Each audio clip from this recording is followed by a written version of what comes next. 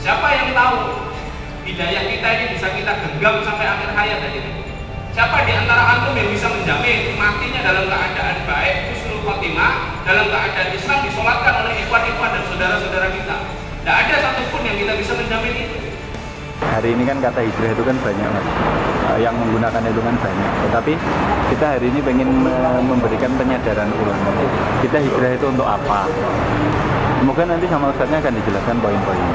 Intinya kalau kita pengen hijrah, itu kalau cuman sendirian itu nanti tidak belok-belok gitu mas. Makanya dengan adanya komunitas ini, nanti kita harapkan kita bisa mewadahi teman-teman yang memang ingin hijrah bareng gitu kan.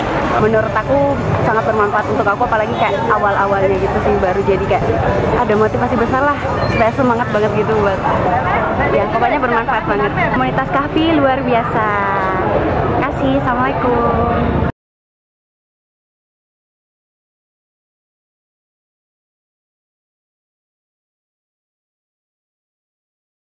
Bismillah. Assalamualaikum warahmatullahi wabarakatuh. Alhamdulillahilladzi arsala rasulahu bil huda wa dinil haqq liyudhhirahu 'ala dini kullih wa kafa billahi shahidan. Asyhadu an la ilaha illallah wahdahu la syarika lah wa asyhadu anna Muhammadan abduhu wa rasuluh la nabiyya wa rasulullah la ilaha illallah.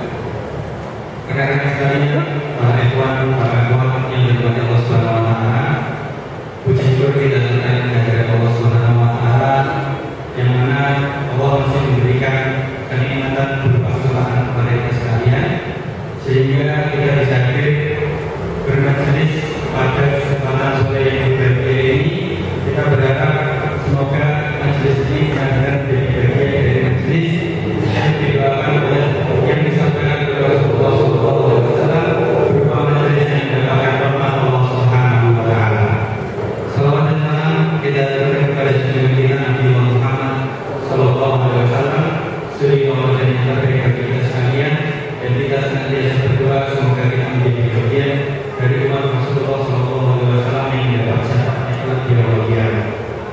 Rekan-rekan sekalian, para hadirin ikhwan dan akhwat yang dirahmati Allah Subhanahu wa taala, alhamdulillah telah hadir di tengah-tengah kita Ustaz Umair yang akan menyampaikan satu kajian yang insya Allah menarik untuk kita cermati dan kita ikuti. Apa itu? Tema yang akan kita bahas pada kesempatan sore yang berbahagia ini adalah untuk apa harus hijrah? Untuk apa harus hijrah? Rekan-rekan sekalian yang dirahmati Allah, menilik pada akhir-akhir ini, kata hijrah menjadi satu kata yang jamak atau sering ditanya. Hijrah. Kalau ada orang berubah dikit namanya hijrah. Kalau ada orang pindah dari satu daerah ke daerah lain namanya juga hijrah. Maka kita akan meneliti lebih jauh, kita akan menggunakan pemaparan yang lebih rinci sebenarnya apa sih hijrah itu dan untuk apa kita berhijrah. Kalau kita melihat nanti silakan dibuka firman Allah Subhanahu wa taala di dalam Al-Qur'an, ada di dalam surat An-Nisa ayat yang 100, itu adalah Allah menyiapkan pahala yang sangat banyak bagi orang yang hendak berhijrah. Nah, kalau pahala hijrah itu sangat banyak, maka pertanyaannya kita kembalikan ke awal, untuk apa harus berhijrah? Yang harus hijrah itu siapa aja dan untuk apa? Maka pertanyaan ini insya Allah akan kita dapatkan jawabannya dalam kajian sore yang berbahagia ini yang akan disampaikan oleh Ustaz Umair. Maka karena sudah sampai jam ini menunjukkan itu jam 4, kita serahkan waktu sepenuhnya kepada Ustaz Umair untuk menyampaikan pemaparannya. Insya Allah kurang lebih 40 menit saja. Nanti setelah itu kita akan coba buka sesi tanya jawab sampai sekitar jam berapa selanjutnya? Maghrib. Oh, masya Allah, jam 5. Jadi pemaparan 45 menit maksimal akan segera kita lanjut. Demikian, rekan-rekan sekalian, semoga semua yang ada di sini sudah menyiapkan diri, menyiapkan niatnya, jajannya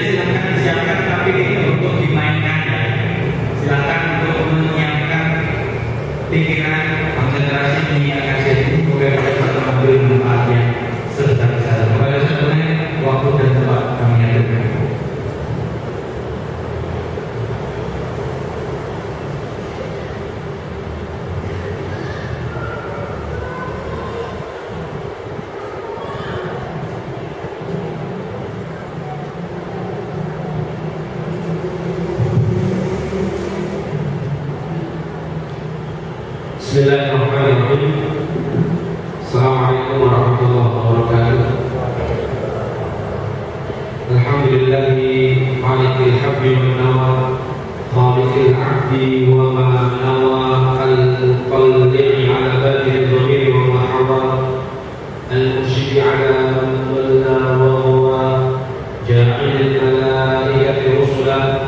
Alhamdulillahi ahmaduhu subhanahu ala sarfil hamdi wal jawab, hamdan man anama wa ra'a, asyhadu an la ilaha illallah wahdahu la syarika lah fi ma nasara wa dhaba, asyhadu anna nabiyyana wa mu'allimana wa qudwatana wa uswatana Muhammad sallallahu alaihi wasallam tasliman katsiran, musayyana ala fitratil Islam wa ala kalimatil ikhlas wa ala dini nabiyyina Muhammad sallallahu alaihi wasallam wa ala millati abiyyina Ibrahim hanifan wa kana minal musyrikin. Allahumma la sahla illa ma ja'altahu sahla wa anta in syi'ta taj'alul hazana sahla. Rabbi ishrah li sadri wa yassir li amri wahlul 'uqdatam min lisani yafqahu qawli. Allahumma la taj'al musibatana fi dinina wa la taj'al dunya akbar hammina wa la mablagha 'ilmina. Allahumma 'allimna ma yanfa'una wanfa'na bima 'allamtana waj'alna ma yadurruna fi dinina wa dunyana ya arhamar rahimin. Amma ba'd. Masyaallah ikhwan akhwat, hadirin hadirat, muslimin muslimat, sholihin sholihat yang dimuliakan Allah Ta'ala. Alhamdulillahirabbil alamin. Ada sikap yang pantas kita ungkapkan yang lebih mulia kecuali ungkapan rasa syukur kita kepada Allah Ta'ala, karena di sore minggu ini Allah Subhanahu wa Ta'ala tidak hanya mengumpulkan kita di tempat ini saja, tapi Allah Subhanahu wa Ta'ala juga memancarkan dan memberikan kepada kita kebaikan-kebaikan akhirat. Dan inilah yang pantas kita syukuri bersama. Doa kita dalam setiap sujud kita, dalam setiap munajat kita, dalam sepertiga malam terakhir kita selalu berdoa kepada Allah, Rabbana atina fid dunya hasanah wa fil akhirati hasanah wa qina adzabannar. Ada doa-doa kebaikan-kebaikan akhirat di situ. Ada juga doa-doa kebaikan-kebaikan dunia. Tapi yang kita harapkan bukan hanya kebaikan dunia, karena kebaikan dunia telah Allah berikan secara paripurna. Allah berikan semuanya untuk kita. Waktu, harta, kesempatan, anak-anak yang salih, suami yang salih, istri yang salihah, semua keluarga yang lengkap, sehat, itu bagian dari kebaikan-kebaikan dunia. Tapi yang perlu kita sadari, kita harus bersyukur berumurnya kita di sini merupakan tanda kebaikan-kebaikan akhirat yang diberikan Allah Subhanahu wa Ta'ala dan Allah segerakan di dunia. Karena Rasulullah sallallahu alaihi wasallam bersabda, "Man yuridillahu bihi khairan yufaqihuhu fid-din." Barang siapa yang diinginkan Allah menjadi hamba-hamba yang baik, diinginkan Allah untuk menjadi hamba-hamba terpilih, diinginkan Allah Subhanahu wa Ta'ala menjadi calon-calon penghuni surga, Allah akan lakukan satu tindakan. Allah tidak lantas jadikan dia terbentang dalam masalah hartanya. Allah tidak jadikan dia mudah dalam urusan-urusan dunianya. Allah ketika menginginkan hamba-Nya menjadi hamba-hamba yang baik, Allah lakukan satu hal. Yuridillahu bihi khairan yufaqihuhu fid-din. Allah akan fakihkan, Allah akan pahamkan hamba tersebut dalam perkara-perkara agama.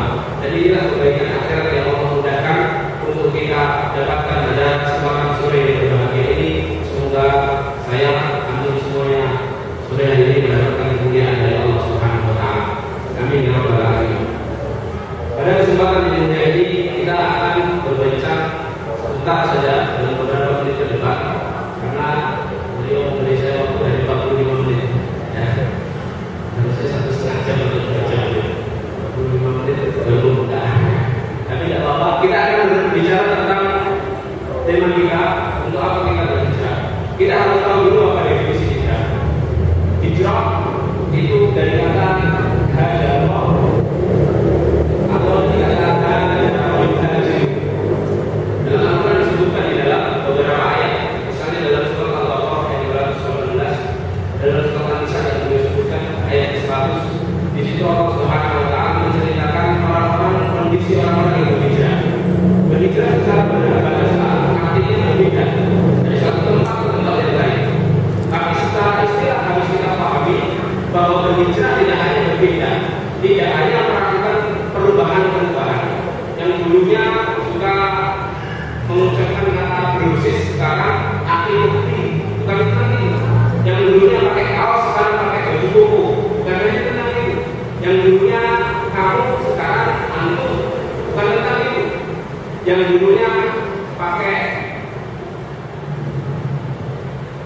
baju lengan pendek atau baju seksi sekarang menggunakan abaya, bukan hanya tentang itu. Tapi definisi hijrah menurut para ulama adalah berubah dari satu tempat ke sesuatu yang lebih baik menurut Allah Subhanahu wa Ta'ala.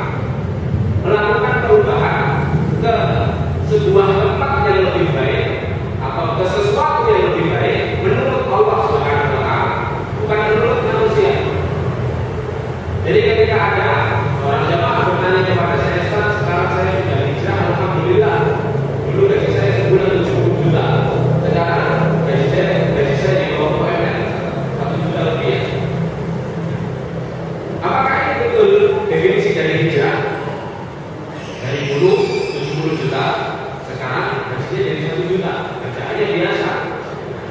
Apakah itu termasuk dari bagian dari hijrah? Belum tentu.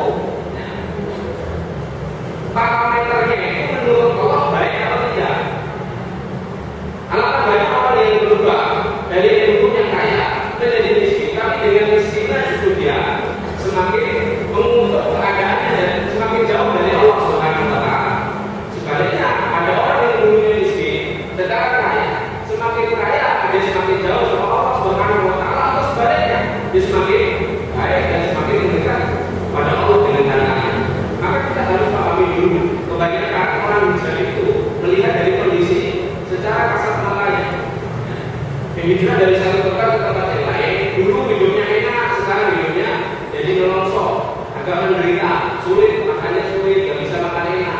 Dulu biasanya melancong ke luar negeri, ke Kuala Lumpur, ya, jalan-jalan ke Thailand, jalan-jalan ke Timur Tengah, jalan-jalan ke Eropa.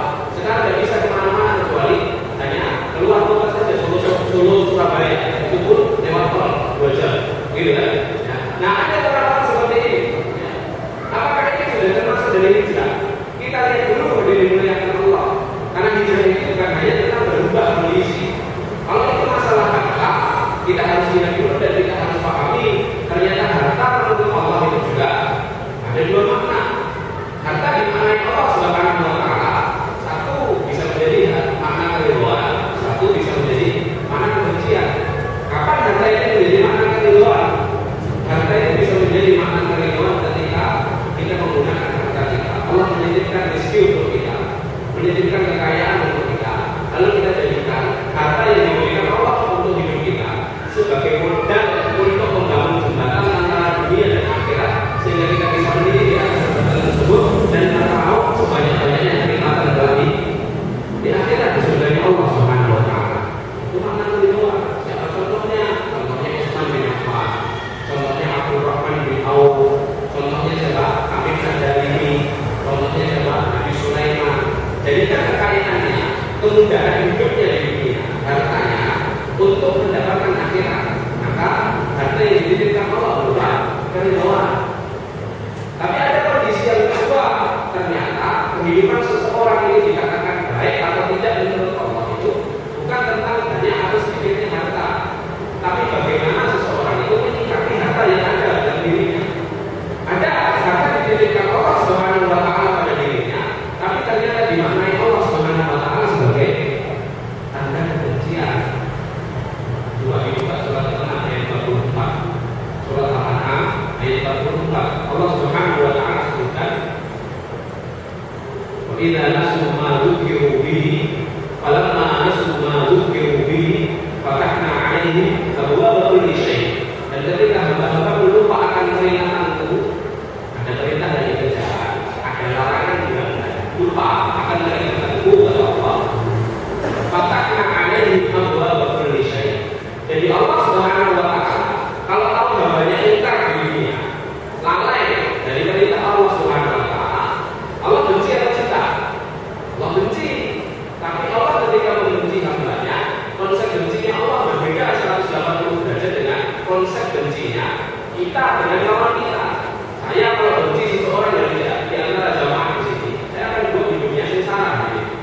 Kalau dia senang, saya sedih. Kalau saya lihat dia sedih, saya akan senang. Itu konsep bencinya manusia sama manusia, makhluk sama makhluk. Tapi konsep bencinya Allah Subhanahu wa Ta'ala kepada makhluknya itu berbeda. Allah itu kalau benci sama seorang hamba, justru Allah lihat dia semakin cinta sama Allah. Apa yang dilakukan Allah?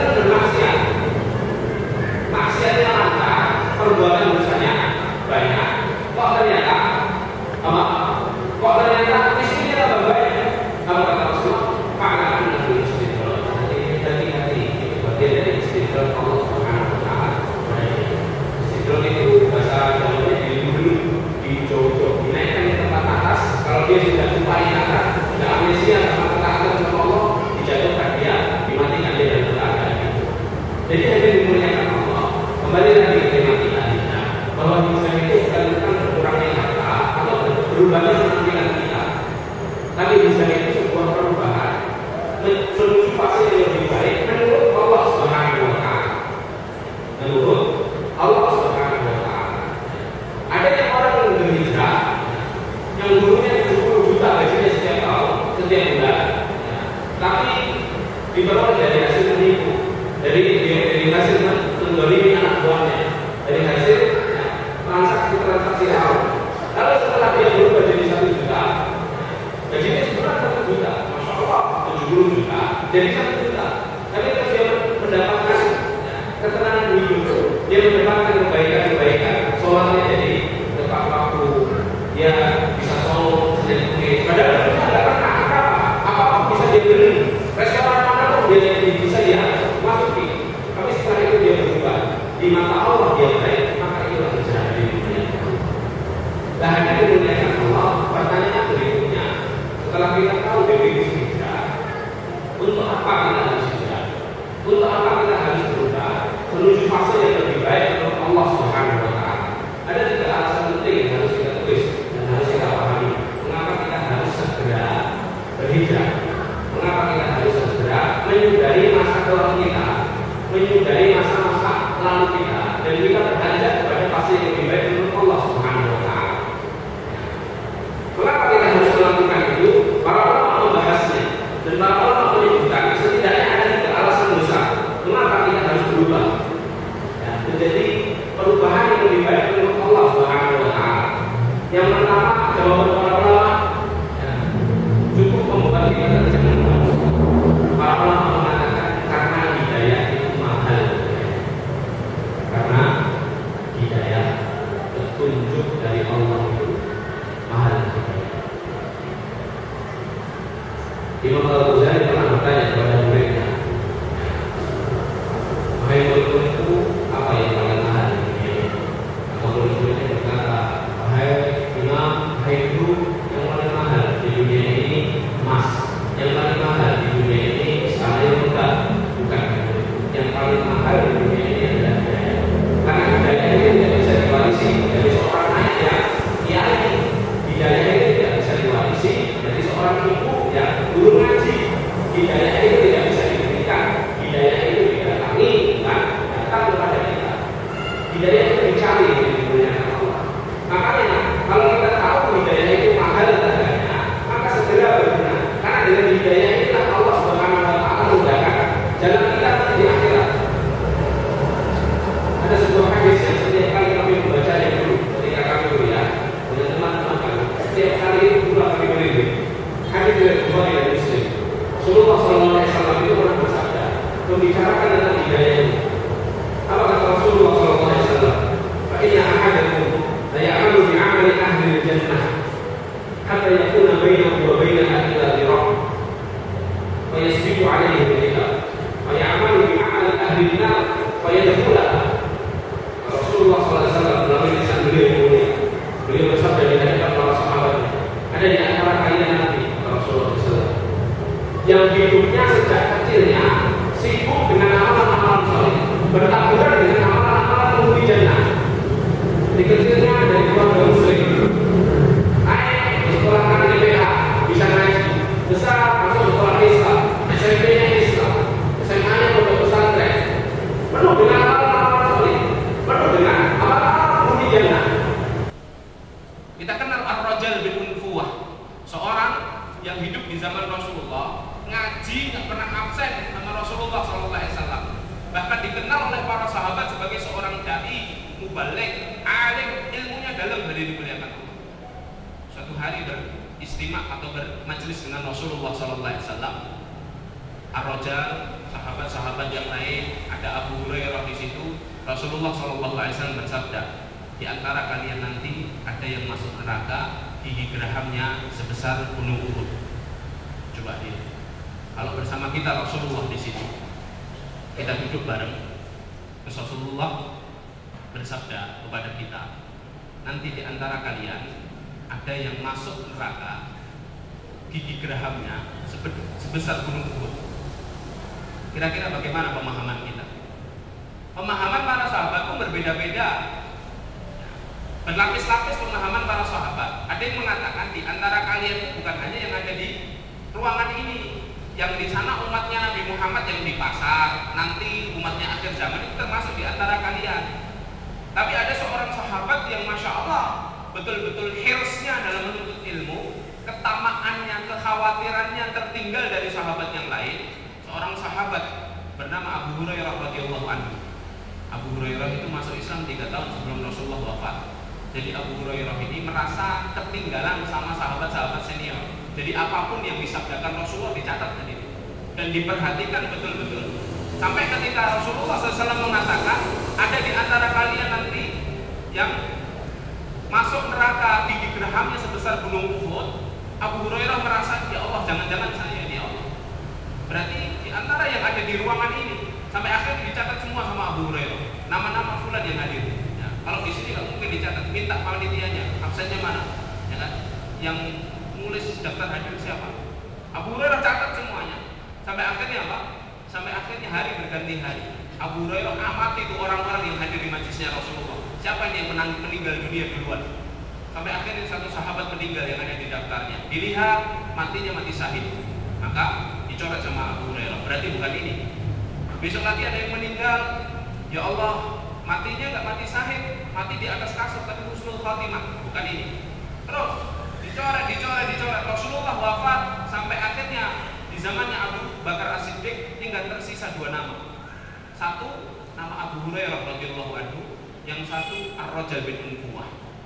Melihat rivalnya, melihat saingannya ini kok Ar-Rajal, Abu Hurairah tambah terpuruk, khawatir, tidak mungkin ini kalau Ar-Rajal alim, Ar-Rajal mubaligh, Ar-Rajal ini seorang yang paham ilmu dan ibadahnya bagus. Jangan-jangan aku ini. Sampai akhirnya apa? Ar-Rajal diutus Abu Bakar As-Siddiq untuk mendakwahi seorang nabi palsu bernama Musailamah Al-Kadzdzab. Dalam sebagian riwayat disebutkan namanya Musailimah Al-Kadzdzab. Berangkatlah dia ke Yamamah. Seorang mubaligh, jadi duta besar Islam. Berangkat akhirnya dia ke Yamamah. Sebelum sampai Yamamah, Musailamah si nabi palsu, orang celaka ini telah mengetahui bahwa yang diutus Abu Bakar adalah Ar-Rajal, seorang yang cerdas, seorang yang public speakingnya bagus, seorang yang bisa mempengaruhi dan menginfluence banyak orang. Akhirnya apa yang dilakukan? Ar-Rajal sebelum datang, Musailamah berkata kepada orang-orang terdekatnya, dia harus jadi pengikutku. Apapun caranya akan aku jadikan dia sebagai pengikut. Sampai akhirnya Ar-Rajal bertemu Musailamah. Apa kata Musailamah? Belum sempat Ar-Rajal mendakwahi Musailamah, belum sempat satu kata pun terucap dari lisannya Ar-Rajal kepada Musailamah, Musailamah sudah menggodanya dengan dunia. Hai Ar-Rajal, teman lamaku, apa kabar? Ya.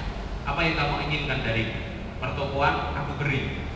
Kamu inginkan apa? Rumah aku kasih, istri aku siapkan, berapapun di emas aku siapkan. Tapi syaratnya satu, pindah dari agamanya Muhammad menuju agama. Akhirnya Ar-Rajal murtad, tergoda dengan godaan tersebut, murtad dari agamanya Muhammad SAW. Berita itu sampai kepada Madinah dan Masya Allah, yang pertama kali sujud syukur adalah Abu Hurairah radhiyallahu anhu.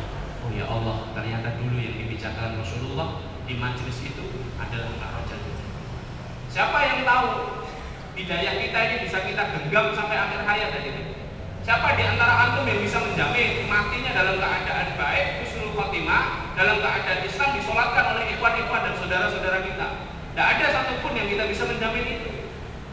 Karena hidayah itu milik Allah Subhanahu wa Ta'ala. Oleh karenanya lah di dalam Al-Quran, doa pertama yang termaktub di dalam Al-Quran, doa pertama yang tertulis di dalam Al-Quran itu bukan doa minta jannah, bukan minta agar dihindarkan dari neraka. Tapi apa yang termaktub pertama dalam Al-Quran? Doa agar kita diberi hidayah sama Allah. Ihdinas siratal mustaqim. Karena mahal sekali hidayah itu. Kalau nggak kita usahakan dengan berhijrah, dengan menjadikan merubah diri kita menjadi fase yang lebih baik menurut Allah Subhanahu wa Ta'ala, siapa yang bisa menjamin? Oh, Rasulullah itu juga mengatakan, fa inna ahadakum, di antara kalian nanti juga ada ya'malu bi amali ahlina, hidupnya lengkap dekat sekali dengan amalan-amalan penghuni neraka.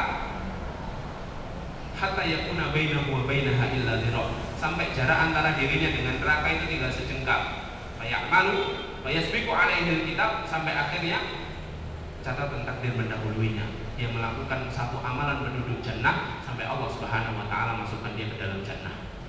Ada orang-orang seperti itu, hidupnya penuh dengan amalan penduduk neraka, tapi ternyata Allah jadikan dia, Allah ambil dari keterpurukan itu, Allah jadikan dia calon-calon penghuni jannah dan mati dalam keadaan husnul khatimah. Ya. Ada seorang sahabat bernama Usairim bin Abdul Ashad, termasuk dari daftar 28 sahabat Rasulullah SAW yang dijamin masuk jannah. Ya. Usairim ini jagalnya kaum muslimin. Sudah banyak kepala yang dipenggal oleh Usairim, tapi akhirnya dia dapat hidayah, masuk ke dalam Islam, bertobat, masuk dalam Islam, bersyahadat depan Rasulullah. Setelah sudah bersyahadat, dia mau sholat, sama Rasulullah bisa dilarang, jangan sholat dulu, sholatnya nanti setelah kamu bantu para sahabat sedang berperang lawan orang-orang kafir. Kenapa Rasulullah melarang dia sholat? Karena paham Usairim ini jago perang, pasti akan sangat bermanfaat kelihayannya memegang pedang, menunggang kuda itu untuk membantu para sahabat yang sedang perang. Disuruh berangkat jadi di medan peperangan. Orang yang baru masuk Islam, belum pernah sholat, belum pernah menempelkan dahinya ke atas tanah, ke atas buminya Allah untuk bersujud kepada Allah, tapi ternyata dia gugur di medan jihad. Abu Hurairah sampai berkomentar, satu-satunya orang, satu-satunya sahabat belum pernah menempelkan dahinya, jidatnya ke atas buminya Allah untuk bersujud kepada Allah, tapi Allah Subhanahu wa taala jamin dia jannah. Siapa yang mengira demikian jadi? Maka itulah hal pertama dan alasan pertama mengapa kita harus berhijrah. Hidayah itu mahal harganya. Hidayah itu milik Allah dan akan diberikan Allah Subhanahu wa taala kepada siapapun yang berusaha untuk mencarinya. Dan Allah akan senantiasa memberikannya kepada orang-orang yang dimuliakannya. Ini yang pertama. Apa alasan kedua? Mengapa kita harus berhijrah? Karena waktu kita terbatas. Karena waktu kita hidup di dunia terbatas ini. Tidak banyak waktu kita. Usia kita ini sekarang berapa? Ada yang 20, ada yang 25, ada yang 26, ada yang 40, ada yang 50. Ya. Padahal Rasulullah itu katakan, Rasulullah SAW itu katakan, umurnya umatku, akaru ummati baina sittina wa sab'in. Umurnya umatku itu antara 60 dan 70. Kalau tidak 60, 70. Ada yang lebih ustaz, yang lebih itu injury time, ya, extra time, rahmat dari Allah Subhanahu wa taala. Anda tahu, kalau seandainya kita ambil yang sedikit saja, Allah kasih usia kita 60 nih. Usia saya sekarang 17 tahun. Nah ini 60, ya. Ya, 60 tahun. Kalau Allah kasih 60 tahun, ya. 60 tahun ini tidurnya berapa tahun? Waktu yang kita gunakan untuk tidur berapa tahun? 24 jam dalam sehari. Ya. Laki-laki dewasa dan perempuan dewasa tidurnya itu 6 jam sehari. 6 jam. Maka sisanya adalah 18. Ya. Jadi waktu kita tidur dalam sehari itu 1/4 usia kita. Ya. 6/24 kan 1/4. Ya. Berarti kalau 60 dikurangi 1/4-nya tinggal 45. Ini sisa usia kita. Ya. Dari 45 tahun ini, dari 45 tahun, kira-kira yang untuk ibadah berapa lama?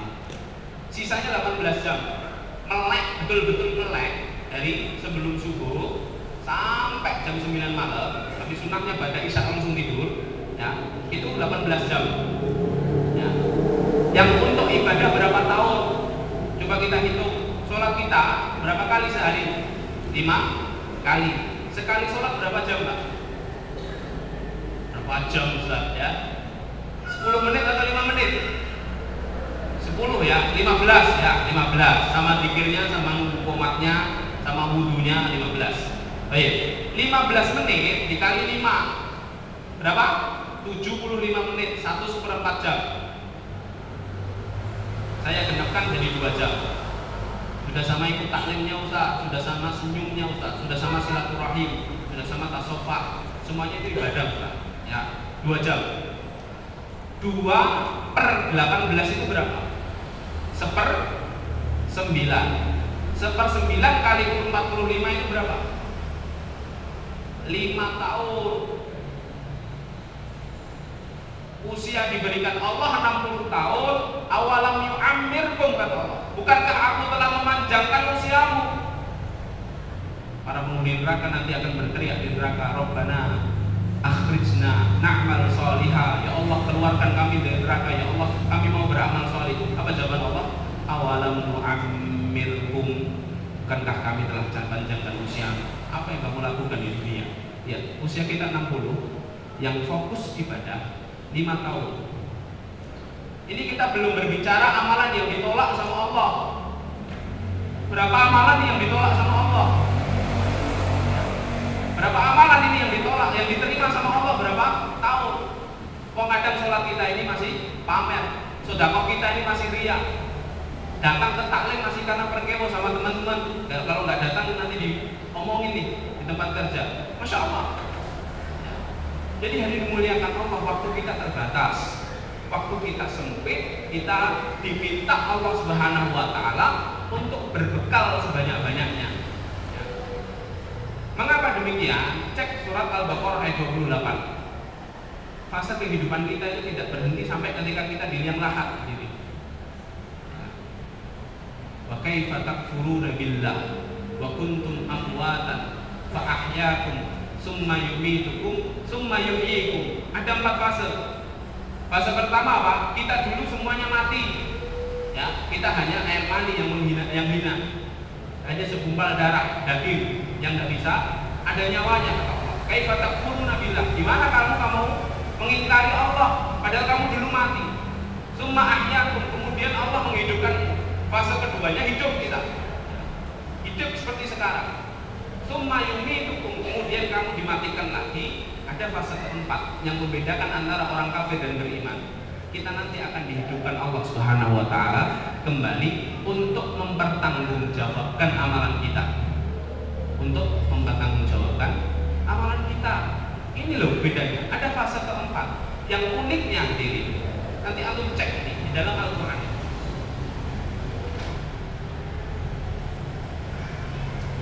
Jadi apa sih? Fase kita tadi ada berapa? 4 fase. Cek nanti di dalam surah ke-23 ayat 11 sampai 16. Saya nggak bisa bacakan karena waktunya terbatas. Ya. Ini proses manusia dihidupkan sama Allah.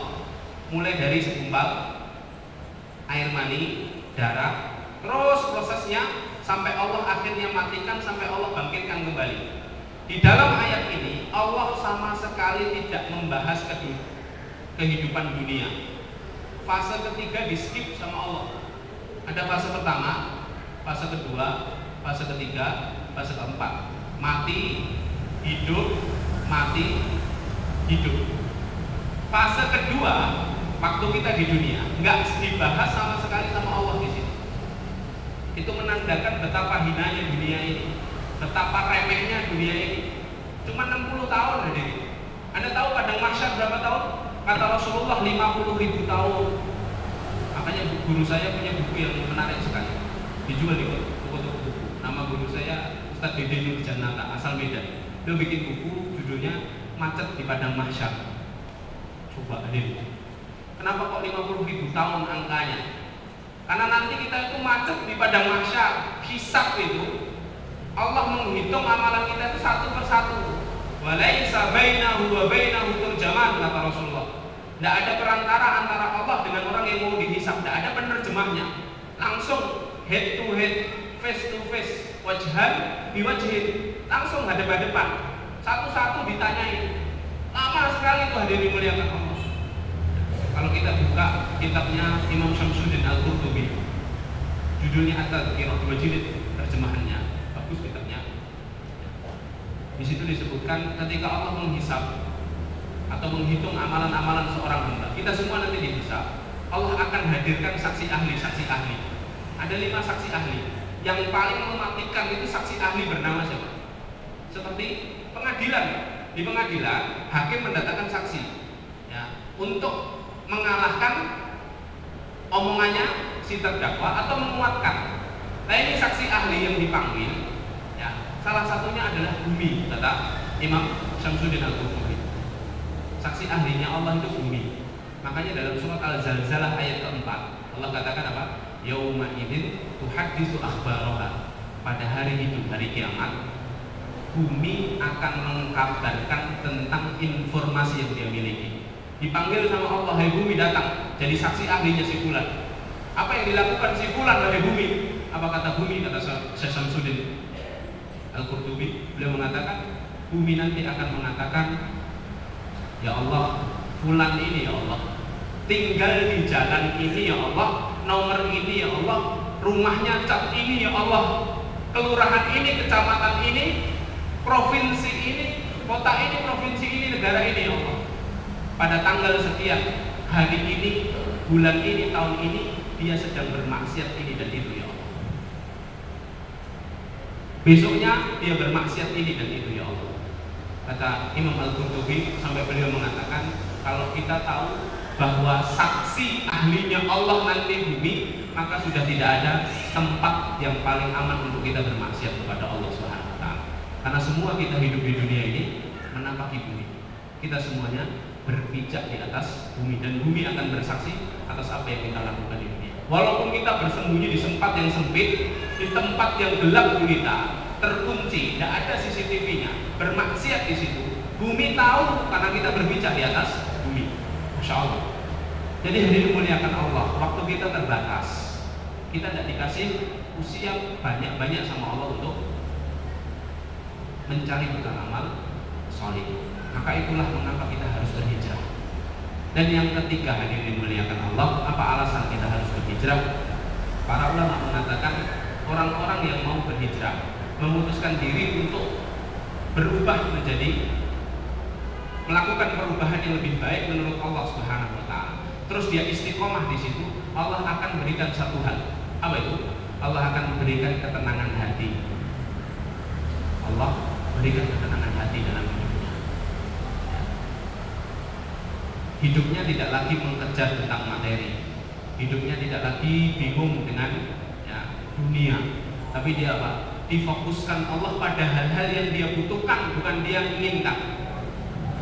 Allah fokuskan dia, Allah sibukkan dia dalam hal-hal yang dia butuhkan, bukan dia inginkan. Karena hal-hal yang diinginkan itu hanya bisa dikejar oleh hawa nafsu, diredam dia dari hawa nafsunya, dikasih ketenangan hidup. Saya seringkali cerita kepada ikhwan semuanya ya, di kajian-kajian kami ya, bahwa mengapa Jepang yang negara maju itu, negara paling maju di antara negara yang paling maju di Asia apa? Jepang. Yang masyarakatnya etos kerjanya luar biasa. Nggak ada orang malas di Jepang. Ya. Ada ikhwan kami kemarin baru pulang dari Jepang. Ada orang Jepang itu kalau pagi-pagi sudah yang penting berangkat dulu, yang penting nggak terlambat. Karena kalau terlambat bisa dibully sama teman-temannya. Sebuah aib yang luar biasa. Ya.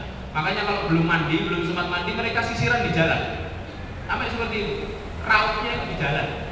Kalau kita kan raut dulu, cantik dulu gitu kan, ya, selfie dulu, baru setelah itu berangkat.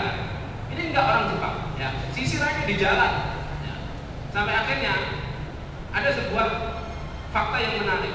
Kenapa di Jepang yang sedisiplin itu sampai-sampai Menteri Perhubungannya mengundurkan diri gara-gara kereta cepatnya terlambat 0,05 detik, targetnya 0,01 detik. Kenapa kok majunya negara seperti itu, makmurnya negara seperti itu, tapi ternyata fakta yang disebutkan apa? Fakta yang ada ternyata angka bunuh dirinya paling tinggi di Asia. Negara-negara di Eropa, ya, Finlandia, Jerman, Inggris, Swedia, negara-negara maju. Kita kenal semuanya negara-negara itu. Tahu sampai ibu kotanya kan, kita hafal di pelajaran IPS. Ternyata sama, ya. Angka bunuh dirinya tinggi sekali. Ya. Kenapa bisa demikian? Dari dimuliakan Allah. Ya. Saya ceritakan sebuah cerita fakta di Swedia. Di Swedia itu sampai pemerintah daerahnya membuatkan lokalisasi khusus bunuh diri. Saking banyaknya orang bunuh diri di Swedia. Anda searching di Google, nama daerahnya Stockholm. Di situ tempat yang disediakan oleh pemerintah daerah untuk orang mau bunuh diri dipersilahkan. Dulu, sebelum sekarang hanya jadi tempat kenangan. Dulu tempat ini sampai dibuat peraturan kalau mau bunuh diri antara jam 10 sampai jam 12 siang. Tidak boleh di luar itu, karena pemerintah akan kesulitan. Evakuasinya sulit. Banyak orang bunuh diri. Sampai suatu ketika ada seorang yang mau bunuh diri sudah datang jam 9 karena dia daftar jam 10. Coba mau bunuh diri aja daftar tadi. Ya, antum mau taklim aja gratis, di sana mau bunuh diri daftar, saking antrinya. Ya. Sampai akhirnya dia mau datang jam 10, jam setengah 10, jam 9 sudah datang. Ya. Ditemui sama seorang muslim, ditanya, tuan mau kemana? Mau bunuh diri. Jadwal saya jam 10. Ini masih jam 9 tuan. Gimana kalau saya ajak ke sebuah tempat? Di tempat ini Anda tidak akan rugi. Kalau rugi saya bayar dengan uang. Mau, materialistik kan dia. Akhirnya diajak ke sebuah tempat di mana? Diajak ke masjid, ke Kalitan.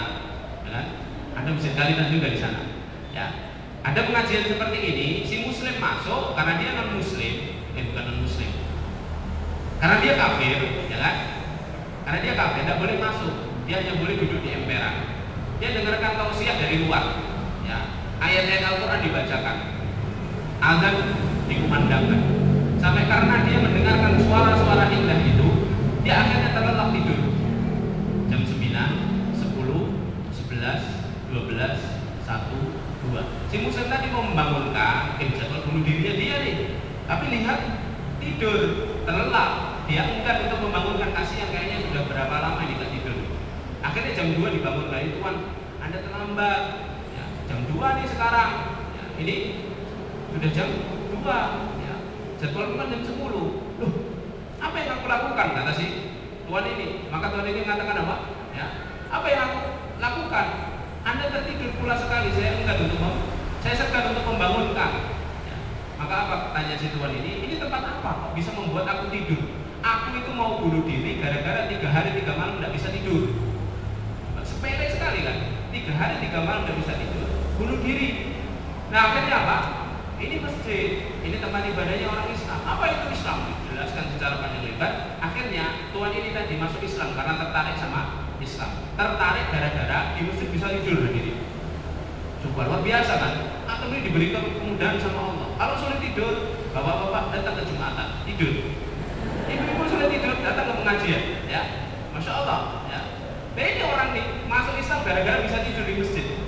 Akhirnya berita itu viral gitu, di grup-grup WA-nya orang Swedia, sampai didengar sama pemerintah daerahnya. Luar biasa ini muslim ini menyelamatkan satu jiwanya orang Swedia. Akhirnya dipanggil di kantornya, dikasih penghargaan, dikasih hadiah apa? Dibuatkan rumah di samping tempat lokalisasi bunuh diri itu, terus di depannya sama pemerintahnya ditulis konsultasi bunuh diri. Iya, pemerintahnya mengajarkan orang Swedia yang mau bunuh diri, mampir-mampir dulu lah di rumahnya. Siapa tahu berubah pikiran. Coba, apa pertanyaan kita? Mengapa kok orang-orang ini negaranya maju, makmur? Kenapa kok angka bunuh dirinya tinggi? Jawabannya satu, hadirin, disorientasi. Mereka tidak punya tujuan hidup. Mereka tidak tahu arahnya kemana ini hidup ini. Kalau ada masalah, stagnan, mentok, akhirnya bunuh diri. Tidak dikasih ketenangan hidup sama Allah. Cek surat Fussilat ayat 30 dan 31. Allah Subhanahu wa taala berfirman, "Innal ladzina qalu rabbunallah tsumma istaqamu." Orang-orang yang dekat sama Allah lalu istiqomah. Siapa ini? Orang-orang yang memutuskan dirinya untuk hijrah terus istiqomah di dalamnya. Apa kata Allah? Tatanazzalu 'alaihimul malaikatu alla takhafu wa la tahzanu. Allah akan turunkan para malaikatnya. Setiap kali para malaikat ini turun, para malaikat ini akan membisikkan ke dalam jiwanya, alla takhafu wa la tahzanu. Jangan kamu takut dan khawatir sama masa depanmu, jangan kamu bersedih tentang masa lalu. Wa absyiru bil jannati allati kuntum tu'adun. Allah siapkan jannah untuk dimotivasi gitu. Jadi motivator pribadinya para malaikat, bukan manusia lagi. Kalau kita ini datang ke acara-acara motivasi, bayar 1 juta, 2 juta, Andri Wongso, Tung Desem Waringin, Mario Tidak Teguh, kita datang, ya kan? Bayar, pulang-pulang apa? Semangat kan kita kerja, semangat bisnisnya, luar biasa, tahu tujuan hidup.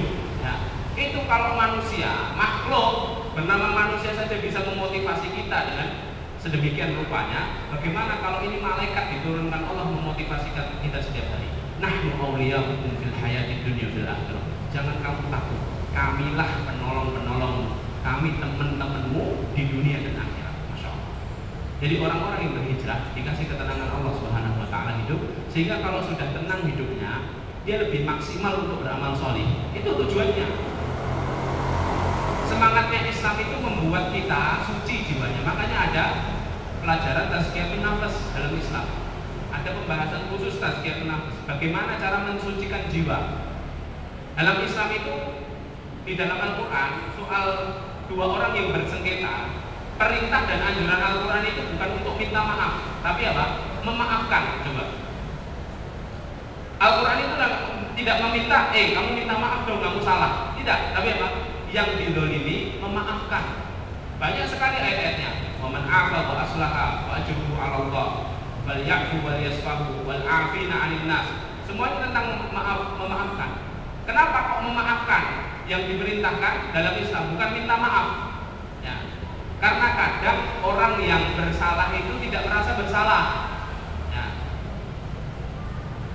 Dan orang yang didolimi itu dia merengkel biasanya hatinya. Kalau melihat orang yang mendolimi itu nggak bisa sembuh. Makanya apa? Yang diobati yang terdolimi, disuruh segera minta maaf. Apa semangatnya? Semangatnya agar segera suci jiwanya, sehingga apa? Sehingga setelah suci jiwanya, Allah Subhanahu wa ta'ala konsentrasikan dia untuk maksimal untuk beribadah. Fokus dia untuk beribadah kepada Allah. Jadi 3 hal itu dia dimuliakan Allah. Mengapa kita harus apa? Harus berhijrah. Nah, sebelum kita masuk ke sesi tanya jawab dan diliriki sama Ustaz Rafiq, insyaallah, ada satu hal lagi yang ingin saya sampaikan. Hijrah kita sudah tahu. Untuk apa kita berhijrah sudah tahu. Apa janji Allah untuk orang-orang yang berhijrah? Ini kita harus tahu. Ya, biar kita tidak bingung. Wah, nanti saya kalau hijrah Ustaz, meninggalkan bisnis saya yang sekarang. Bisnis saya ini memang agak riba Ustaz. Ya, agak riba. Ya. Bisnis saya ini memang banyak mendolimi orang Ustaz, tapi untungnya banyak. Nanti kalau saya tinggalkan itu gimana saat hidup saya? Lihat janji Allah Subhanahu wa ta'ala. Surat keempat ayat 100. Allah berikan 3 janji besar yang dimuliakan Allah. Allah Subhanahu wa ta'ala berfirman, A'udzu billahi minasyaitonir rajim. Wa man yuhajir fi sabilillahi yajid fil ardi muragaman katsiran wa sa'ah. Barang siapa yang berhijrah di jalan Allah, memutuskan diri untuk berubah menjadi fase yang lebih baik menurut Allah Subhanahu wa ta'ala, akan dia dapatkan di dunia 2 hal. Yang pertama as-sa'ah, lapang jiwanya, dibukakan jiwanya sama Allah Subhanahu wa ta'ala, dilapangkan jiwanya. Apapun kondisinya, seterhimpit apa hartanya, rumahnya sekecil apa, tapi kalau dia sudah memutuskan untuk dekat-dekat rapat sama Allah, Allah akan luaskan jiwa dan hatinya. Ini janji Allah. Yajid fil ardi muragaman katsiran wa sa'ah. Sa'ah itu keluasan hati, keluasan jiwa. Dia Rasulullah SAW pertama kali berhijrah.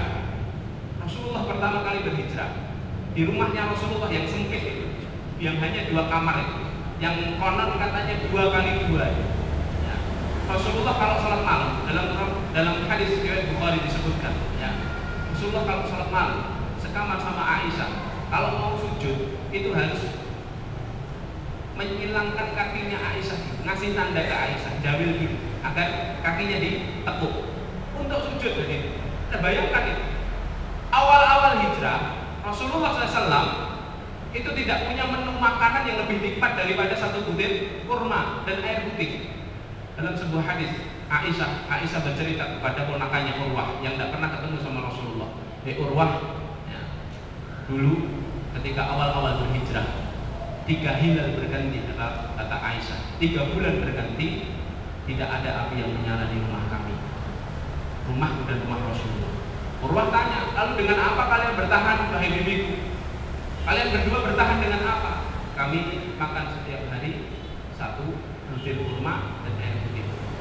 Tidak ada api yang menyala, tidak untuk masak, tidak untuk menghangatkan badan. Coba dengarkan. Dengan kurma, air putih. Awal-awal hijrah, presidennya negara Madinah, Rasulullah SAW.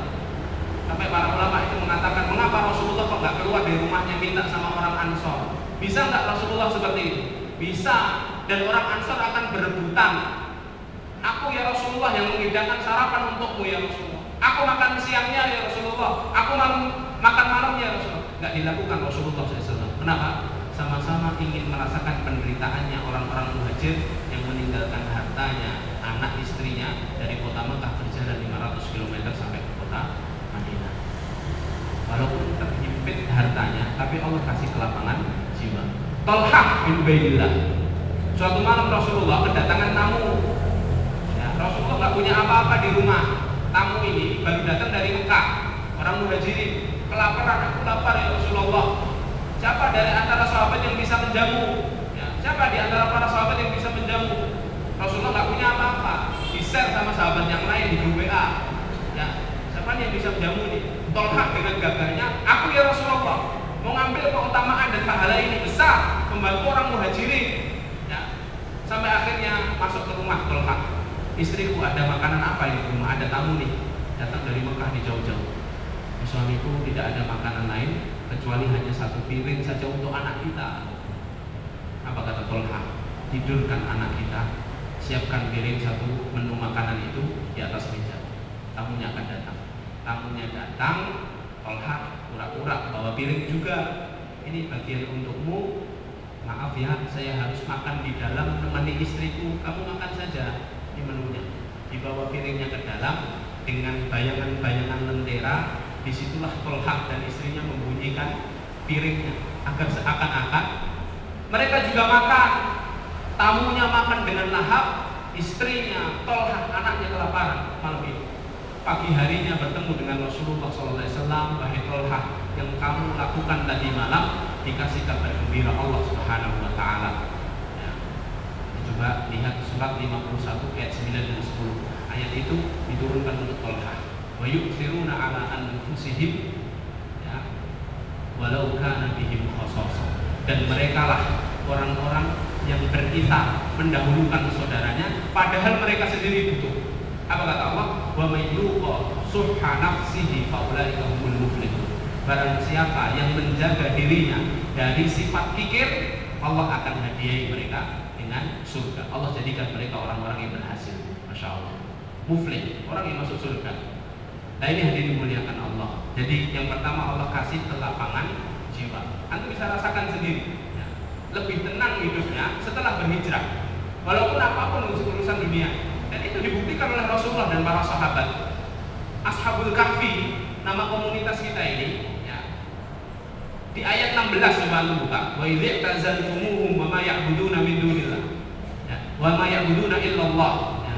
Dan ketika mereka beruzlah, Ashabul Kahfi, 2 kali saya ketuanya di kota Amman, Yordania. Ya. Mereka mengasingkan diri dari Amman, minggir ke pinggiran kota Amman untuk menyelamatkan keimanannya. Apa kata Allah Subhanahu Wa Taala? Perintah Allah kepada mereka, fa'u ilal kahfi. Ya. Kamu kalau mau mempertahankan keimanmu, masuklah ke dalam gua. Perintahnya bukan apa? Hijrahlah ke tempat yang lebih hijau, bukan. Masuk ke dalam gua. Yang syurlakum rabbukum birahmatihi. Allah akan kasih rahmat di dalamnya. Jadi jangan lihat secara kasat mata. Allah Subhanahu Wa Taala kalau jadikan seorang itu sudah berhijrah, Allah lapangkan jiwanya saat yang pertama. Yang kedua adalah muraghaman katsira. Allah kasih harta yang berlimpah di dunia. Ya, nah ini jadi dimuliakan Allah. Allah kasih muraghaman katsira, kenikmatan yang 2 kali lipat, bukan hanya harta.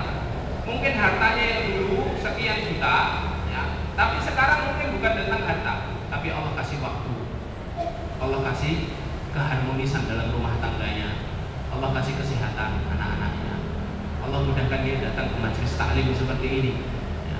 Muraghaman katsira, ya. Dan jangan pernah khawatir tentang rizki. Jadi dimuliakan orang-orang yang sudah berhijrah itu orang-orang yang paling tahu konsep rizkinya Allah.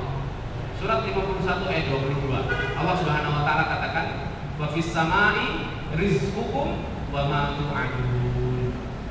Dan di atas langit itu ada rizkimu dan apa-apa yang dijamin Allah untukmu. Jadi dulu kalau guru saya, gurunya Ustaz Rafiq juga, itu pesan kepada kita, ya, beliau ini senior saya, masya Allah, Ustaz saya, ya, teman sekaligus Ustaz saya, ya, guru kami, kiai kami dulu selalu berpesan seperti ini. Jangan khawatir kamu ketika nanti keluar dari pondok, ya. Jangan khawatir tentang rezekimu, apapun profesimu, asal kamu dekat sama Allah, jangan khawatir. Ya. Allah itu berjanji selama ada langit ada rezeki di situ. Jadi kalau kamu pas nggak punya uang, pas kamu kempes-kempesnya dompetmu, lihat ke atas langit. Oh, langit masih, berarti ada rezeki di situ. Wafis, karena apa kata Allah? Wafis sama rizqukum wa ma tu'adun. Selama ada langit, ada rezeki.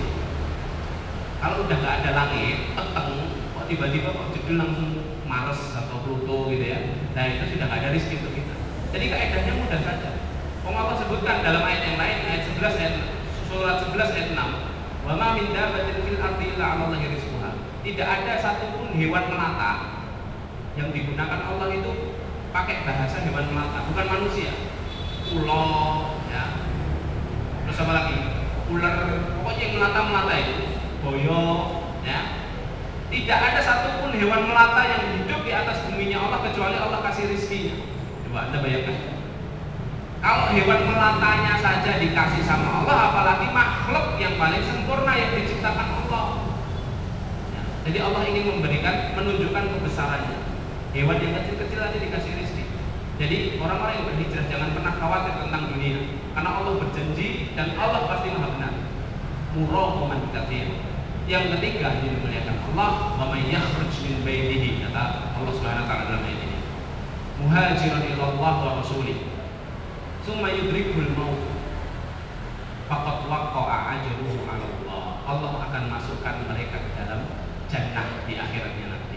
Ya. Orang-orang yang memutuskan diri keluar dari rumahnya, berhijrah di jalan Allah Subhanahu wa taala, mau datang ke majelis taklim, kok di tengah jalan meninggal dunia, Allah masukkan mereka ke dalam jannah.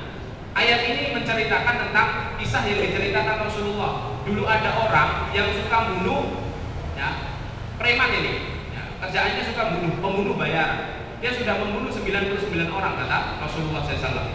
Sampai akhirnya dia datang ke orang bijak, aku mau bertobat. Kata orang bijak apa? Tidak bisa, sudah terlalu banyak dosamu, ditutup sekalian. Lot 100, ya kan? Jadi 100 orang, Pak, kata Rasulullah. Sampai akhirnya dia datang ke seorang ahli ibadah. Aku mau bertobat, boleh nggak? Boleh. Allah Maha Pengampun atas dosa-dosa. Allah mencintai orang yang bertobat. Bertobat akhirnya. Setelah bertobat, ya, orang ini tadi tanya, setelah bertobat apa? Ya ini pelajaran yang penting. Mungkin tidak sempat saya sampaikan karena waktunya terbatas. Orang kalau sudah habis berhijrah, bertobat atas dosa-dosanya, menyesali semua perkara-perkara buruknya di masa lampau, tugas selanjutnya setelah bertobat adalah datang ke majelis ilmu, ya, mengenal Allah lebih dekat, menguatkan keimanan dengan mengenal Allah. Nah akhirnya ahli ibadah tadi bilang, ya udah kalau gitu kamu sekarang datang ke majelis ilmu, di sana ada seorang alim yang sangat dalam ilmunya. Akhirnya orang ini jalan, yakhruj min baitihi, barang siapa yang keluar dari rumahnya, tapi di tengah jalan dia meninggal dunia. Dan diceritakan kenapa meninggal dunia, tapi belum sampai ke majelis ilmu dia meninggal dunia. Allah katakan apa? Faqad waqa'a ajruhu 'ala Allah. Dibalas semuanya sama Allah, dimasukkan ke surga. Prosesnya antum harus ketahui, ini kelebihannya orang-orang yang bertobat. Prosesnya antum lihat surat kedua ayat 222. Allah katakan innallaha yuhibbut tawwabin. Allah mencintai orang-orang yang bertobat. Jadi si fulan tadi yang bertobat, ya, Allah cintai. Allah kalau sudah cinta sama orang yang bertobat, Allah sebutkan dalam surat 3 ayat 31. 31. Apa kata Allah? yuhibbukumullah wa yaghfir lakum dzunubakum. Allah kalau sudah cinta sama seseorang, orang bertobat salah satunya, Allah akan gugurkan semua dosa-dosanya. Jadi dia sudah bunuh 100 orang, digugurkan Allah jadi 0 dosanya. Lalu kisah ini diabadikan Allah dalam surat 4 ayat 100. Wa may yakhruj min baitihi, keluar dari rumahnya dalam keadaan 0 dosanya. Jalan dia ke majelis ilmu, mungkin baru 5 meter atau 10 meter, tapi setiap langkahnya jadi pahala. Setiap langkahnya jadi pahala. Mungkin pahalanya nggak sebesar kita hari dimuliakan Allah, karena kita sejak kecilnya kenal Islam, ya.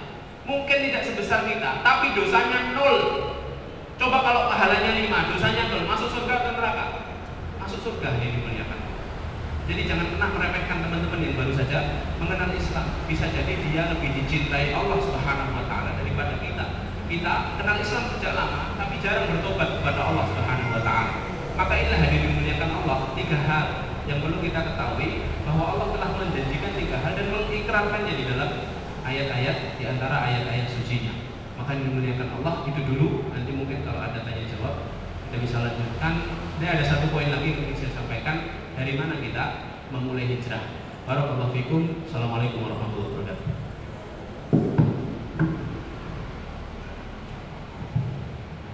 Baik, jazakumullah khairan kepada Ustaz Umar atas pemaparannya.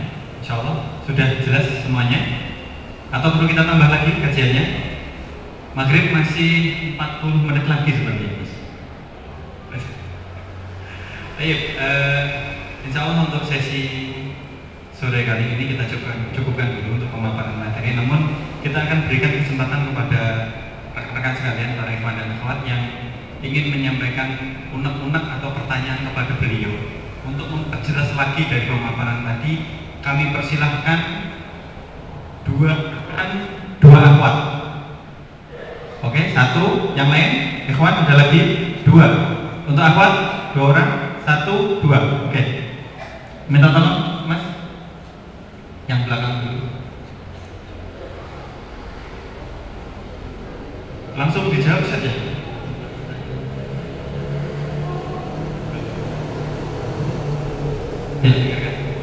Bismillahirrahmanirrahim. Assalamualaikum Ustaz Umar. Ya, ingin saya tanyakan, apakah ada ciri-ciri khusus orang yang diterima taubatnya, atau apakah kita bisa mengetahui kalau taubat kita diterima sama Allah Subhanahu wa taala? Terima kasih Ustaz. Assalamualaikum. Langsung kita oper, Mas, diambil untuk yang kedua.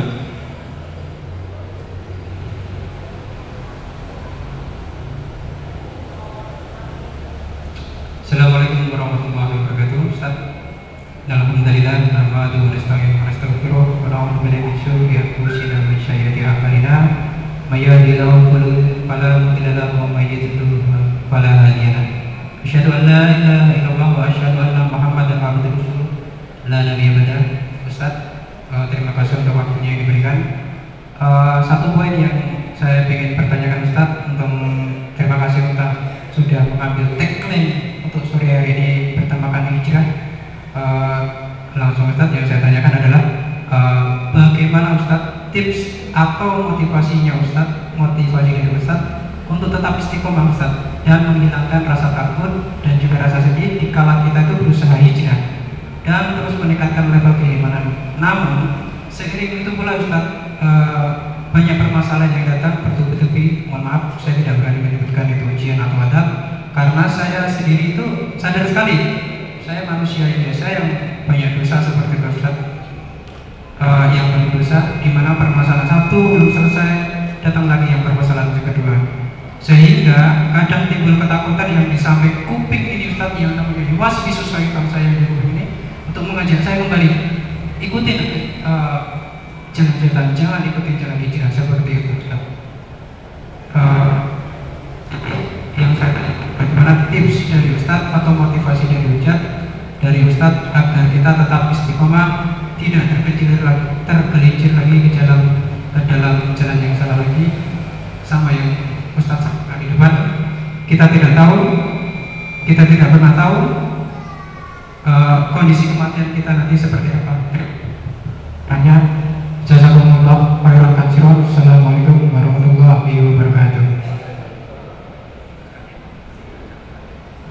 Baik, sekalian aja Mas, dioperkan ke yang akhwat. Mbak yang ini dulu aja, yang tengah dulu. Sama? Oh sama, yaudah yang ujung berarti, boleh yang ujung.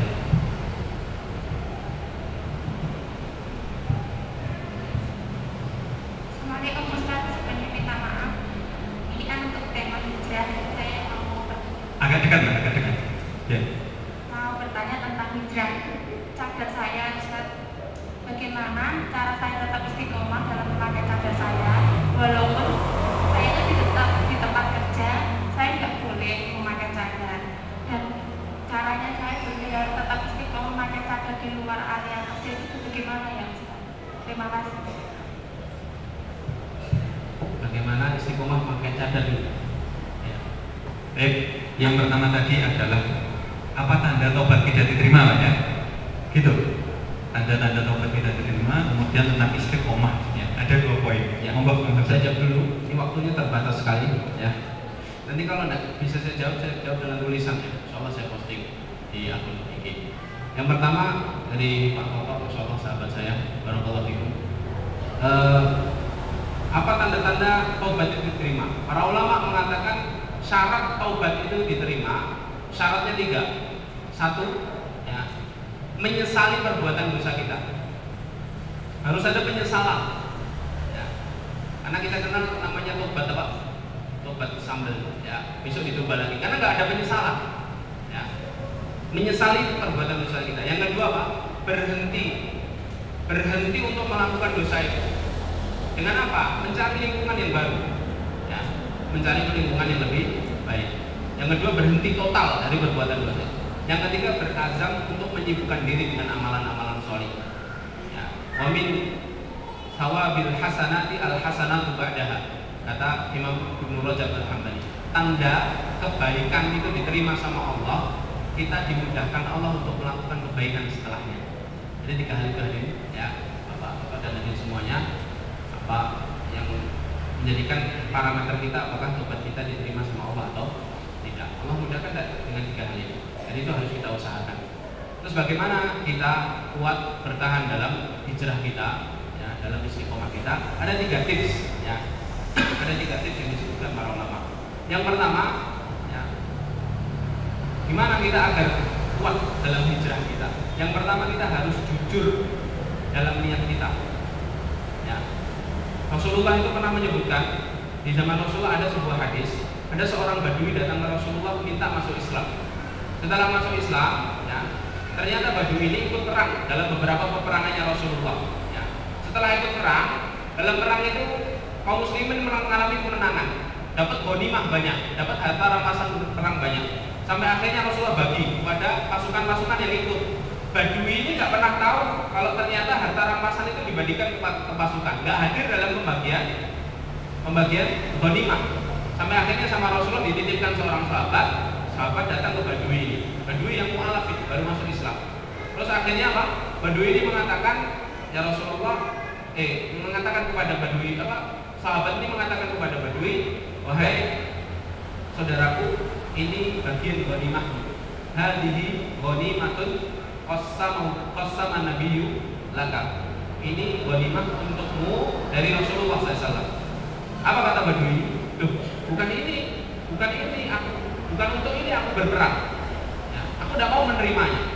Protes Badui ini, agak marah. Aku perang itu bukan untuk ini. Diambil ghanimahnya, dia datang ke Rasulullah. Ya Rasulullah, ma hadhihi? Ya Rasulullah, ini apa ya Rasulullah? Aku berperang bukan untuk ini ya Rasulullah. Aku berperang itu agar aku mati syahid, aku tertusuk tepat di leher kananku sini ya Rasulullah, sampai akhirnya aku mati syahid dan Allah masukkan aku dalam surga. Apa jawaban Rasulullah SAW? In tasduqillah yasduqa. Kalau kamu benar niatmu karena Allah, Allah akan selesaikan niatmu itu sampai proses akhirnya. Akhirnya pulang Badui. Ada peperangan lagi, Badui itu ikut, dan akhirnya Badui itu mati syahid, gugur di medan jihad. Pas pasukan sudah kumpul, Rasulullah nyariin Badui ini, mana si fulan kok nggak hadir? Ternyata dicek dia mati syahid. Dilihat sama Rasulullah SAW, ternyata betul dia mati syahid dalam keadaan dia terluka di depan tubuhnya, bukan di belakang. Artinya dia tidak lagi dari peperangan dan tepat tertusuk dengan tombak di bagian kanannya. Ya. Sampai akhirnya Rasulullah sendiri yang membopong jasadnya, yang menguburkan dia dan berkata, ya Allah, aku bersaksi bahwa ini saudaraku dan dia mati syahid keluar untuk berjihad di jalanmu, dan aku menjadi saksinya bahwa dia betul-betul tulus dalam niatnya.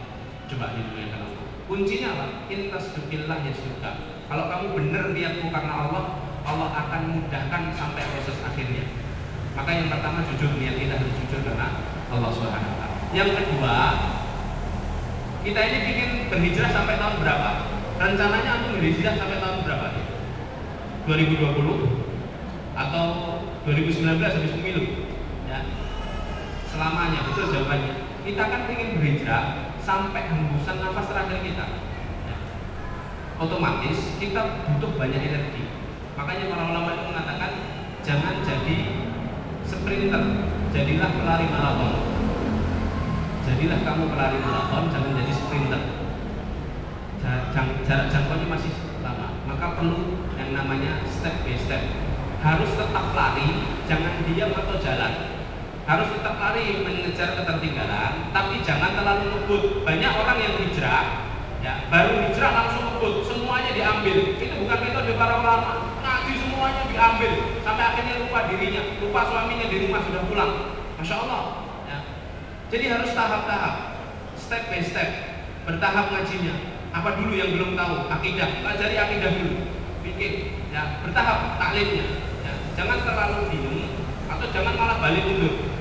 Jangan diem, harus bertahap. Jadi itu metode yang digunakan para ulama. Yang ketiga, setelah kita sudah punya ilmu, iringi dengan amalan. Ilmu, amalan, ilmu, amalan. Beramal setelah ilmu. Ya, sibukkan diri dengan amalan-amalan sholih. Dengan apa? Kita boosternya itu dengan apa? Kalau mau sibuk beramal sholih, dekati teman-teman yang baik. Cari komunitas baru, datangi majelis-majelis ilmu. Ya, dekat-dekat sama para ulama, minta nasihatnya, dan Masya Allah itu sangat membantu sekali. Dan satu lagi, minta sama Allah Subhanahu wa taala agar kita diistiqomahkan. Ya muqallibal qulub, tsabbit qalbi ala dinik, ya musarrifal qulub, tsabbit qalbi ala ta'atik.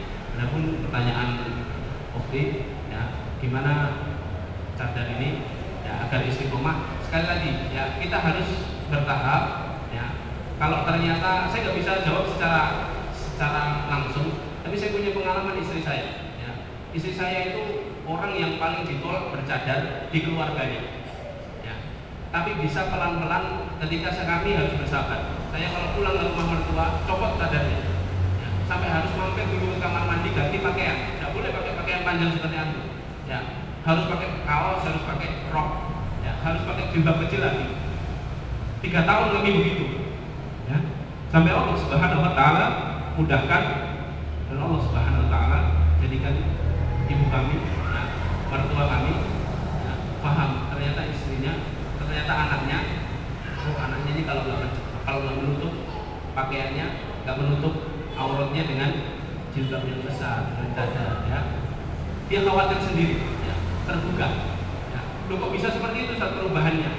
Loh, kita intinya itu satu sabar, dua doakan terus, doakan agar Allah memperbaiki urusan kita, agar Allah menjadikan orang-orang yang di sekitar kita lunak dan condong hatinya kepada kita. Insya Allah ya dimuliakan Allah. Ya, jadi pelan-pelan harus sabar, ya, harus sabar pelan-pelan. Insya Allah mudahkan. Sebenarnya bisa lebih rinci, tapi waktu tidak mengizinkan kita untuk membahas lebih rinci. Mohon maaf sebanyak-banyaknya atas apa yang menjadi penyampaian saya. Kalau ada salah, datangi mutlak dari saya. Apabila ada benar, datangnya mutlak dari Allah Subhanahu wa taala yang benar. Mohon maaf sebesar-besarnya. Saya kembalikan kepada Syekh. Kita tutup doa, waktunya sempit, kita berdoa kepada Allah Subhanahu wa taala. Bismillahirrahmanirrahim. Alhamdulillahirabbil alamin. Allahumma shalli ala Muhammad wa alihi washabbihi wa man tabi'ahum bi ihsan ila yaumiddin. Allahumma la tada' lana dhanban illa ghafartah, ya Allah. Jangan jadikan setiap orang yang datang ke tempat ini yang mereka membawa lumpuran dosa, ya Allah, kecuali Kau jadikan, jangan biarkan mereka meninggalkan tempat ini kecuali telah Kau menggugurkan dosa-dosanya, ya Allah. Wala hamman illa farajtah. Jangan jadikan orang yang datang ke sini membawa kegelisahan dalam hidupnya, ya Allah, kecuali ketika dia meninggalkan tempat ini Kau sucikan dan Kau lapangkan jiwanya, ya Allah. Wala asiran illa yassartah. Ya Allah, jika di antara kami ada yang membawa kesulitan-kesulitan dalam hidupnya di majelis ini, ya Allah, kami semuanya berniat untuk berhijrah kepadamu, ya Allah, lari menujumu, ya Allah. Maka di antara kami jika ada yang membawa kesulitan dalam hidupnya, dalam rumah tangganya, ya Allah, dalam pekerjaannya, ya Allah, dalam kehidupan sosialnya, ya Allah, mudahkan dan angkat kesulitannya, ya Allah. Wala maridan illa syafaitah, ya Allah, jika ada di antara kami yang sakit, kerabat-kerabatnya yang tertimpa sakit, ya Allah Subhanahu wa taala, ya Allah, angkat penyakitnya, ya Allah, sembuhkan dia, ya Allah. Ya Allah, ya Tuhan kami, ihdi ailatana wa ihdi jiranana wa man hawlana, ya Allah, jika di antara kerabat-kerabat kami, keluarga kami ada yang belum baik, ya Allah, sentuh hatinya agar menjadi yang lebih baik, ya Allah. Beri dia hidayah, ya Allah, agar semakin dekat kepadamu, ya Allah. Allahumma rizqna al-istiqamah, ya Allah, berikan kami keistiqomahan, ya Allah, berikan kami keistiqomahan. Allahumma in kana hunalika baqiyat hayatina faj'al baqiyat hayatina baqiyatan thayyibah, ya Allah, jika besok masih ada hari untuk kami berbuat amal soleh, ya Allah, maka bimbinglah kami untuk senantiasa sibuk beramal soleh, ya Allah.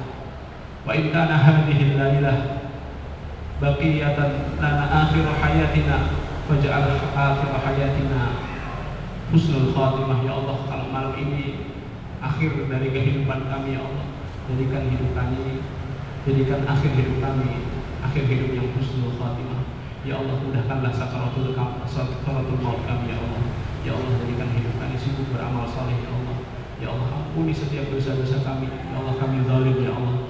Ya Allah, kami berbuat dosa kepadamu, ya Allah. Kami durhaka kepada ayah kami, ya Allah, yang telah menjadikan rizki untuk kami, ya Allah. Kami durhaka kepada ibu kami, ya Allah. Ampuni kami, ya Allah. Kami mengakui semua kesalahan kami, ya Allah. Rabbana zalamna anfusana wa in lam taghfir lana wa tarhamna lanakunanna minal khasirin. Kami betul-betul rugi, ya Allah, kalau tidak Engkau ampuni, ya Allah. Ya Allah, ya Rabb kami, Rabbana atina fid dunya hasanah wa fil akhirati hasanah wa qina adzabannar. Allahumma ij'alna min ahli al-Qur'an. Ya Allah, jadikan kami termasuk dari ahli Al-Qur'an. Allahumma ij'alil Qur'an sahiban lana fid dunya wa syafi'an fil akhirah. Ya Allah, jadikan Qur'an itu sebagai teman kami di dunia. Ya Allah, jadikan Quran sebagai memberi syafaat kami nanti kelak di akhirat, ya Allah. Ya Allah, jangan matikan kami sebelum kami dekat dengan Al-Quran, ya Allah. Ya Allah, wafatkan kami dalam keadaan yang baik. Ya Allah, hidupkan kami dalam keadaan sibuk beramal saleh. Rabbana zalamna anfusana wa illam taghfir lana wa tarhamna lanakunanna minal khasirin. Rabbana atina fid dunya hasanah wa fil akhirati hasanah wa qina adzabannar. Aqulu qawli hadza astaghfirullah li wa lakum wa lisa'iril muslimina wal muslimati min kulli dhanb innahu kana ghafurur rahim. Barakallahu fikum. Kita tutup dengan bacaan kafaratul majlis. Subhanakallahumma bihamdika asyhadu an la ilaha illa anta astaghfiruka wa atubu ilaik. Assalamualaikum warahmatullahi wabarakatuh. Demikian kajian kita pada sore yang berbahagia ini. Semoga kita bisa mengambil manfaat sebanyak-banyaknya, dan insya Allah kita akan adakan kajian lagi di lain waktu dan kesempatan. Kita tunggu informasinya. Sudah ditutup oleh Ustadz. Monggo yang mau mengundurkan diri atau kembali ke rumahnya masing-masing kami persilakan, dan kami doakan selamat sampai tujuan. Demikian dari kami, akan salam kami mohon maaf. Assalamualaikum warahmatullahi wabarakatuh.